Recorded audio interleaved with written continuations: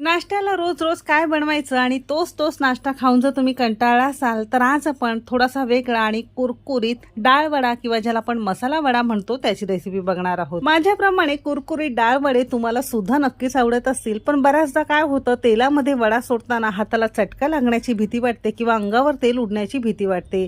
मग अशा वेळेस तेलामध्ये वडा सोडण्याची एक सोपी पद्धत सुद्धा मी तुमच्यासोबत शेअर केलेली आहे। चणा डाळीमध्ये एक मस्त जिन्नस घालून आज आपण मस्त कुरकुरीत आणि आतून मस्त सॉफ्ट आणि 2 दिवस टिकणारे हे डाळ वडे कसे बनवायचे त्याची रेसिपी बघणार आहोत। रेसिपी नेहमीप्रमाणे भरपूर टिप्ससह तुमच्यासोबत मी शेअर केलेली आहे, म्हणून ती अगदी शेवटपर्यंत नक्की पहा। चला तर मग वेळ न घालवता रेसिपीला सुरुवात करूया। कुरकुरीत डाळ वडे बनवण्यासाठी सगळ्यात पहिल्यांदा एका भांड्यामध्ये मेजरिंग कपने किंवा घरातल्या एखाद्या कोणत्याही वाटीच्या प्रमाणाने घेतलेली जिन्नस तुम्हाला मोजून घ्यायचं आहे। इथे आपण 1 कप आणि वजनी म्हणाल तर साधारणतः 200 ग्राम प्रमाणात चणा डाळ घेतली।